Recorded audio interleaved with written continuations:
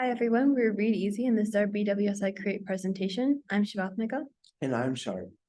So our company objective is to improve reading accessibility in large underserved communities without curating resources specially, causing unintentional alienation. So our co-designers were a group of students in elementary school, part of a center for students with special needs, and they specifically specialized in children with reading disabilities and autism. Currently in the center, they create stories manually through a specialist to improve the language. Our solution is to modify already available content according to a user's interests. This alters the general sentence structure, vocabulary content, complexity, and it overall changes the reading level. We additionally edited any vocabulary that's too complex for a user's age or reading level. So now we're going to be talking about the product iterations. So our first approach was to use OpenAI APIs.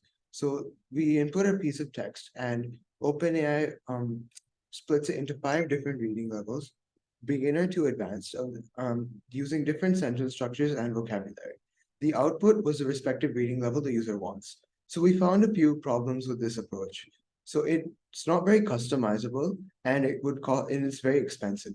So we aim to use this along with another approach, which was much more customizable and cost effective as well. So while prompt engineering, this was the prompt that we used. We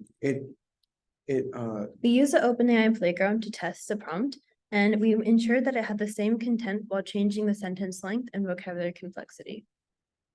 So in the second approach, we used word disambiguation and curates vocabulary appropriate to age of acquisition ratings. So we found all the complicated words that were above the threshold of the inputted age according to age of acquisition ratings. We then used word sense disambiguation to find the word's definition in the sentence of the context. And we used OpenAI to find a list of words according to that definition that we found.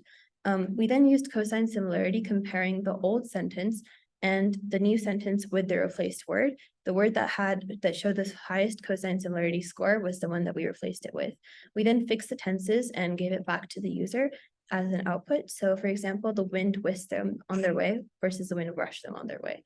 And so this is word sense disambiguation. We found the definition according to the context, and then we found the synonyms according to the OpenAI.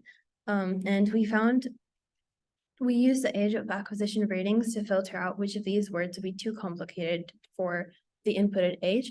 We then found the cosine similarity score to find the best score, and then we edited the tenses and returned it back to the user.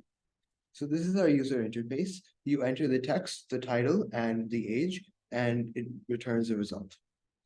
So for example, this is what the result page looks like. It takes into account double meanings as well, along with very hard meanings, very hard words. For example, whisked has a double meaning, so we replace it with rushed. And shriek can be very hard for an 8-year-old to understand, so we replace it with young. So our future plans are to create a test to measure reading levels and create future stories. And so this would be to include pronunciation and the ability to understand the specific vocabulary. Another feature would be where users can take photos and upload images of any PDFs, the text, and it would directly simplify it. And so the lessons that we learned is that age doesn't necessarily determine the reading level. So currently we're using age as a factor of determining reading level, but we could limit the resources by creating content specifically for autistic people or people with reading disabilities. So our product allows much more autonomy to modify stories for varied interests of our co-designers.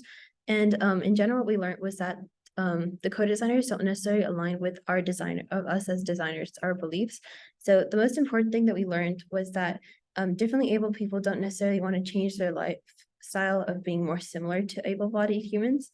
And you have to really curate the product according to what they need versus what we think they need. So thank you so much for the presentation. Thank you for listening. And yeah, we really appreciate the BWSI experience and we really enjoyed it. Thank you. Thank you.